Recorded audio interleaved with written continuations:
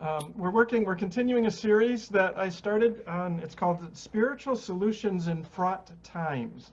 And each week we've been looking at a practice or a quality that we can bring forth, especially as we move through this time where there is so much that's unknown, where there is so much that is changing so quickly, and so much that in some ways is kind of frightening, right? We're all sort of sitting in that energy and have now for a few months.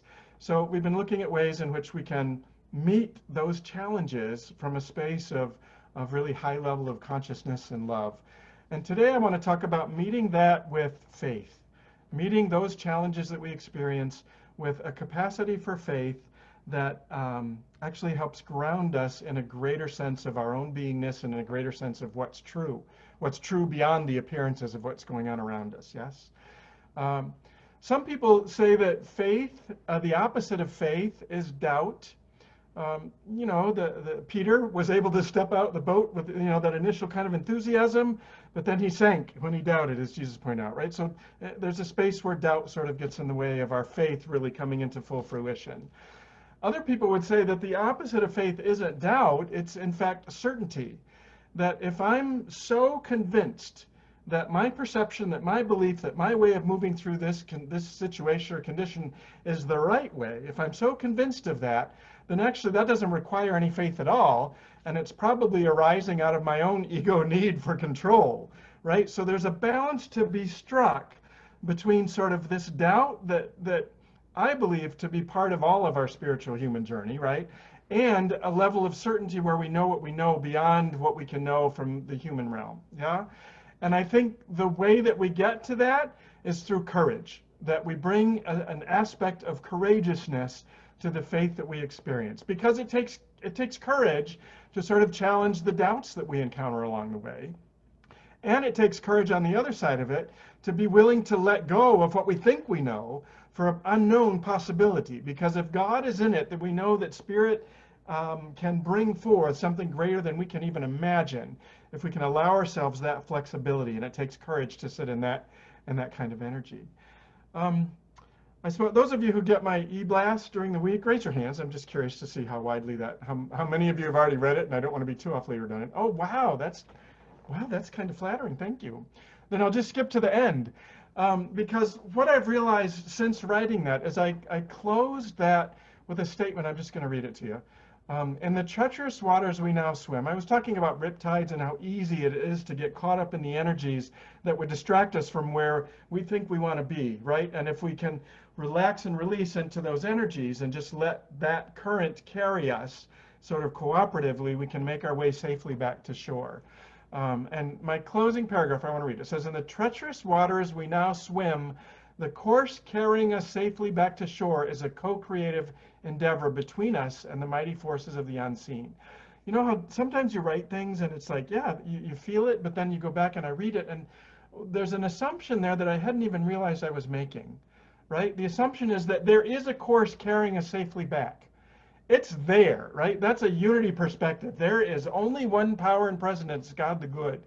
So that sort of expression of faith was like, wow, I didn't realize I had internalized that to the degree that it is the presumption I make about how we move through life. And so I want to just suggest that it's this moving between the poles of faith that might have some doubt attached to it and faith that has some attachment and certainty to it. This moving through that is a creative process. It's something that we evolve into and we approach in different ways depending on our current conditions, depending on our emotional availability to what's happening in the area and the skills that we've developed along the way.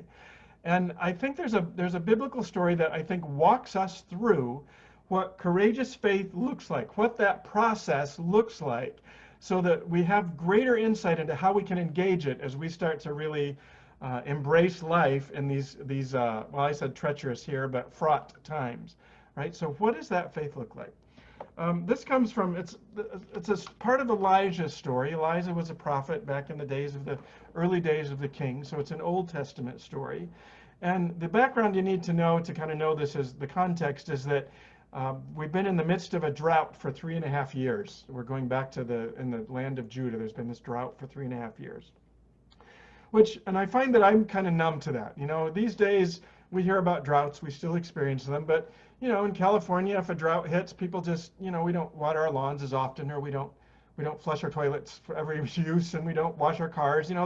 There's a way in which we've come to deal with droughts. We recognize it's a hardship.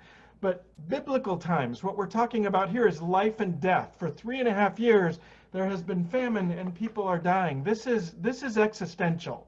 So I want you to sort of keep that in mind as we move through the story of Elijah sort of coming to terms with it.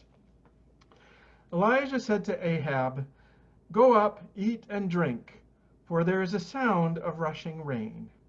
Sound of rushing rain. Sort of bookmark that. We're coming back to it. So Ahab went up to eat and to drink. Elijah went up to the top of Mount Carmel. There he bowed down upon the earth and put his face between his knees. Another one, bookmark that one, face between the knees. Just picture him in that posture. He said to his servant, "Go up now, look toward the sea." He went up and looked and said, "There is nothing." Then he said, "Go again 7 times. At the 7th time he said, "Look, a little cloud, no bigger than a person's hand, is rising out of the sea." Then he said, "Go say to Ahab, harness your chariot and go down before the rain stops you." In a little while the heavens grew black with clouds and wind. There was a heavy rain. Ahab rode off and went to Jezreel. But the hand of the Lord was on Elijah. He girded up his loins and ran in front of Ahab to the entrance of Jezreel. So what we're going to get into here is what the picture of moving through that space of coming from a consciousness of courageous faith might look like. Yeah? All right. Let's go back up to the beginning. So I want you to hear. So he's been 3.5 years in the desert. He has survived Elijah. He's been on the run because he's got some people after him. So Elijah is coming from a place of real urgency, of real, I wouldn't say panic, because he moved through it in a really as positive a frame of mind for new possibilities as you can.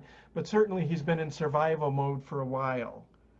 And what he says is he has recognized or perceived the sound of rushing rain. The sound of rushing rain. There is no visible evidence at this point that rain is coming. There are no clouds in the sky. It's not raining now. But he has discerned, he has perceived, he has heard the sound of rushing rain, which I would submit to you for us is that guidance that we receive when we're in faith, right? When we're open, when we're doing our prayer practice, when we have eaten and drunken, we're in a place of receptivity. We will hear something in our lives before it comes into manifestation, right? Faith is the process by which we can stay true to the guidance that we've received, even though we can't see it, right? So it's Elijah sort of heeding that sound of rushing rain and encouraging folks to get ready, that the rain is coming, right? So the next piece. So we've heard this. We understand it. We know that there's a greater good. And I don't know what that is for you right now. I don't know what your situation is, but maybe it's something around health and healing and wholeness. You have a picture of what that's going to look like for you, of what it feels like to be in that energy. Maybe it's some sense that the economic situation, the circumstances that you're finding yourself in. Maybe you're sitting in a job where the executive suite is talking about cutbacks, and maybe that's all a part of the picture, and yet you in your mind have this greater sense of a good unfolding beyond it. You know that your source is not this job, that your source arises out of something greater, and there's something in your heart that's confident about that, right? And it's a whisper at this point. It hasn't come into fruition. Very often that's how the faith journey starts. It's just a glimpse. It's just a whisper. There's nothing to prove it in our current experience. And so what Elijah does next is key for us too. He goes to the top of Mount Carmel, which is a bountiful, beautiful place where he has experienced victory before. He goes back to that space where he knows his highest good, the potential for it to unfold is there. And he bows down upon the earth and puts his face between his knees. How many do yoga? Raise your hands. What pose is that? Put it in the chat box. Down on your knees, hands and knees, bowed down with your head between your knees. It's a space, it's child's pose, essentially. That's how I'm seeing it, right? It's a resting pose that normally happens between all of the activity that's been going on with whatever stretching or series that we've been doing before. It's a place where we integrate what's happening in the body more fully in our experience. That's what happens in the faith journey. Once we have that glimpse, what we want to do is integrate that glimpse in our whole beingness, right? It takes sort of bowing down and being fully present to what that feels and looks, and sort of cementing that, grounding that in us in a way that is going to carry us forward through when the outer appearance isn't yet expressing it. Yeah? So you don't have to do yoga to get there, but that is definitely a piece of moving into courageous space. You integrate the guidance that you've received in a way that you can rely upon, that you can bring into your expression and your awareness and your consciousness as you move forward and start to really confront what happens next. So those are the steps. The progression is we get the guidance, we ground ourselves in it, we have a felt experience of it so that we can bring that forward into the next step, right? And the next step, I love this piece too. So then he said to his servants, "Go up now, look toward the sea." Where's Elijah? He's still grounded on Mount Carmel. He's still up there, right? He's sending a servant out to find out what's really going on, because that's what happens in our experience too. We find out what's really going on. The servant comes out and he comes back and says, nothing out there. There's nothing there. In the world of form and appearance, that's what happens in our faith journey. We set that intention, we ground ourselves in it, and very often it's not an instantaneous demonstration. Right? There's a period of nothing going on, as near as we can tell. Nothing happening there. So Elijah stays grounded in the truth of what he knows to be the reality coming into expression through his power of faith. He's not out there getting all engaged and hooked in.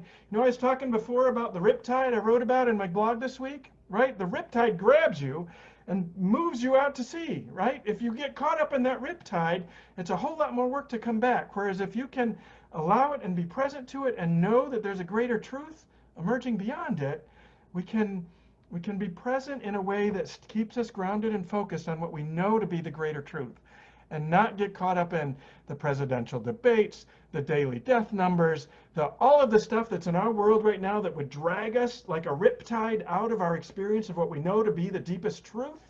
All of that, he's not even engaging with at this point. He sent a servant out to do it. He's staying grounded in truth. Not that he's not aware of it. He's doing his checking. He's staying informed like we need to as well. Know about the world, just not be of the world. So, in the world, but not of it. I did that the wrong way. In the world, but not of the world. We're of the spiritual piece.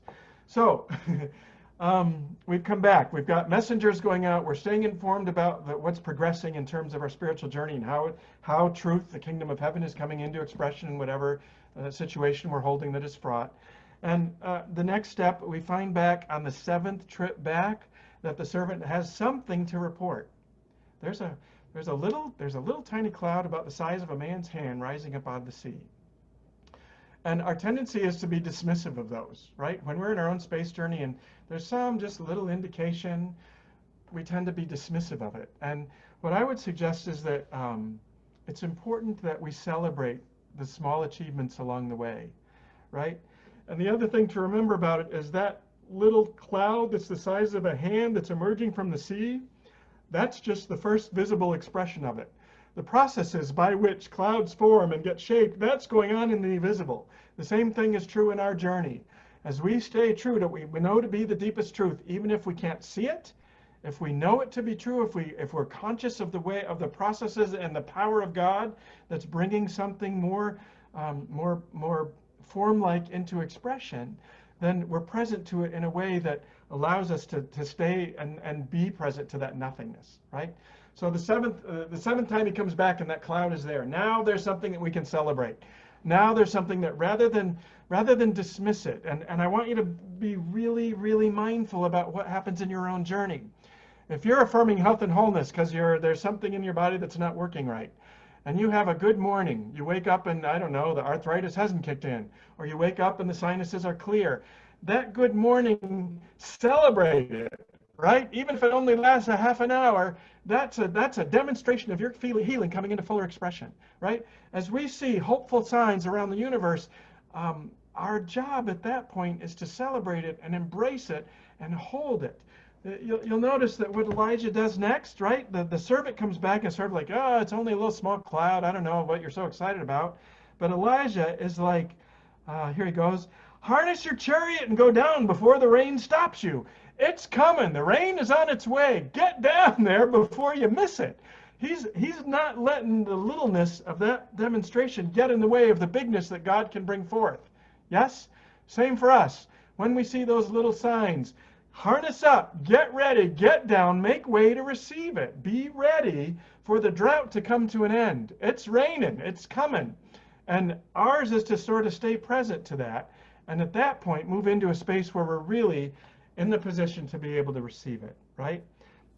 That's what I love about how the Elijah story ends, or at least in this passage. He girded up his loins and ran in front of Ahab. Remember, Ahab has hitched up a team. Ahab's got horses dragging him down there. And Elijah, on the wings of God, is sort of, he's getting there first. He is ready to receive this blessing. He is ready for the rain to come, right? And what I would say is that that's a possibility for all of us right here and now. We're looking at, I don't know, what is it, between 60 and 90 days to the election. We're ready for a rain to come. We're ready for a change to come. We're ready for healing to begin to happen. We're ready for prosperity to begin to demonstrate in our lives. So the point is, we need to get there and be receptive rather than to allow the forces, the unseen forces of those currents of riptides, rather than letting those drag us out of it. We're ready and we're making ourselves available for the rain to fall, because the rain is coming, right? The relief is coming.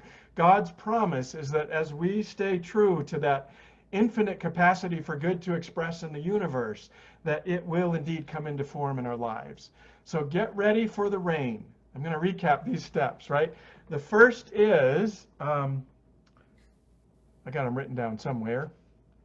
The first is pay attention to the sound of rushing rain, right? When you get that inner guidance that says there is a greater expression of good coming into your life right now, whatever that is, health, relationships, prosperity, whatever it is, there's a greater expression of good. And you've had that glimpse, you know what it feels like. Next piece is to ground yourself in that. The example here was child's pose. You just get down on the ground and literally integrate that vision, that purpose, that sense you have of greater good coming, integrate that into your beingness, so that that's what you hold as you move forth. And you know, we keep informed about what's happening in the world. We keep watch of what's happening. We adjust where we need to. We go with the flow of the tide, but we stay grounded in the truth, the vision of the greater good coming forward. We stay grounded in the good of a safe landing on a shore where there are treacherous tides out there in the waters, right? We stay grounded in that purpose. And then patient, right? There's that waiting period, and that tends to be a time of restlessness. That tends to be a time of, well, come on, it hasn't happened yet. Where is my blessing? I've been doing this for a while.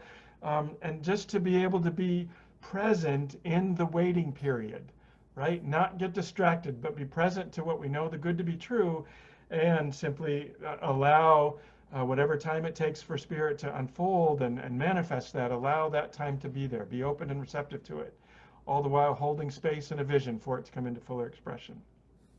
And then when we get that little sign that it's starting to manifest, when that starts to arise, when we get the reminder that, yes, you know, I got a $5 check in the mail on a rebate I forgot about. That might not be the huge income increase that I was hoping for, but that's evidence of sort of the power of faith coming into expression. That's evidence of it, and we celebrate it. We stay attuned to the small ways in which it's coming into fuller expression. And then we simply allow ourselves to be prepared for it. Yeah? So courageous faith is all about really being present to the fullness of the experience, to the places where we may have doubt, to the places where we expect and want it to happen on our timeline, and being open and available and sort of malleable and shapeable to the energies that are coming forth as our faith starts to come into fruition. Yes? All right. So what I'd like to do now is prepare for a time of meditation. And just open your heart and mind, and we'll see where this one goes. Jan and JD are going to prepare us.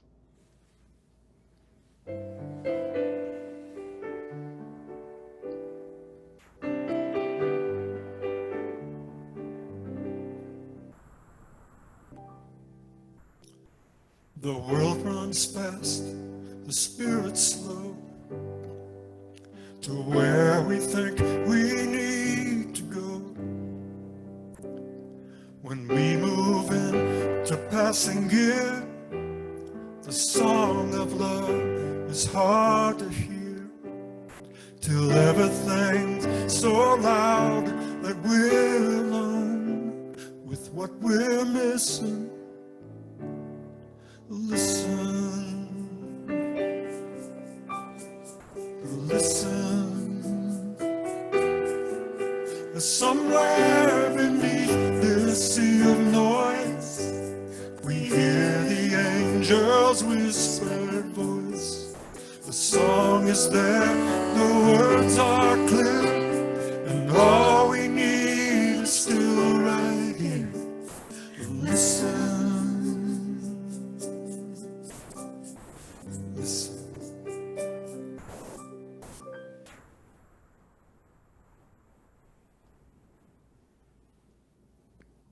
And so now into this beautiful space of listening, I would invite you to just become present to your physical body. Start with a breath. Breathe in nice and deeply and feel your lungs fully expand. And as you exhale, begin to feel what the contraction feels like. Physical sensations of expansion and contraction.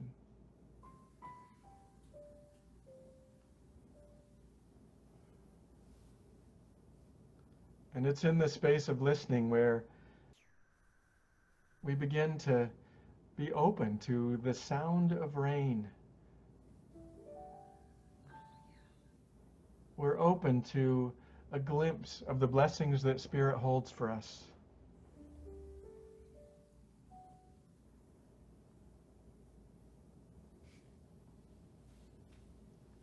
We know and understand that it's in these quiet moments when that still small voice which guides and directs us, which inspires and uplifts us, is most easily heard. And so whatever droughts you may be experiencing in your life right now, whatever that is, and I wouldn't go into the story about the drought. What we're looking for is the glimpse of the rain, the glimpse of what life will be like once this dry period in life truly passes. A sense of wholeness and comfort and completeness, a sense of freedom and peace and joy. Because we know that love is the very essence of the universe, and it's love that we're most wanting to be in touch with.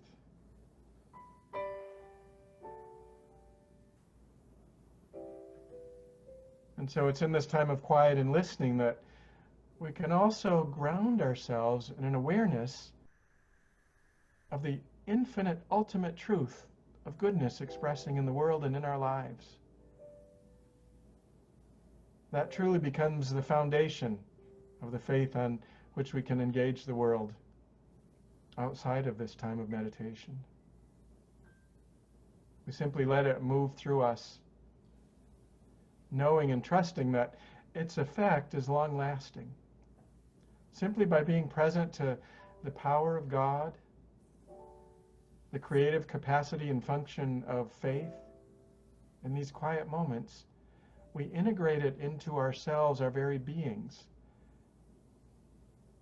so that it can support us in whatever it is that we're to do out in the world.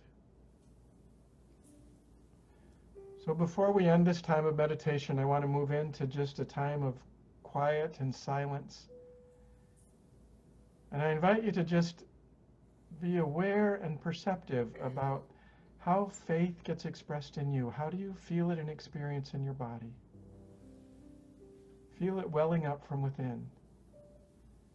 Know that it's Spirit's doing its mighty work in you, that you might be even more fully aligned with the divine. Know this to be the truth of your experience in the silence.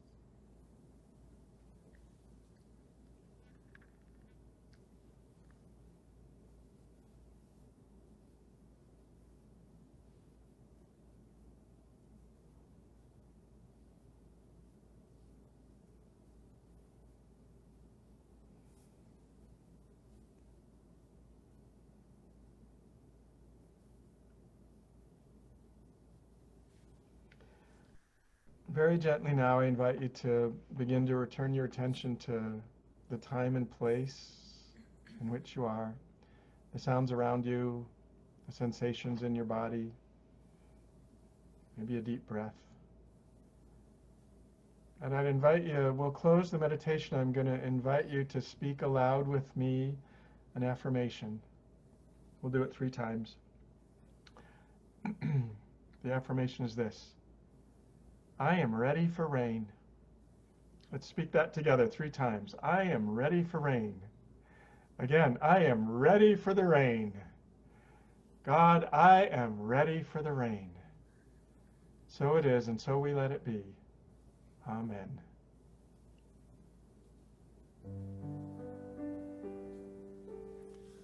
Listen, listen. Somewhere beneath this sea of noise, we hear the angel's whispered voice. The song is there, the words are clear, and all we need is still right here. Listen, listen, oh, listen.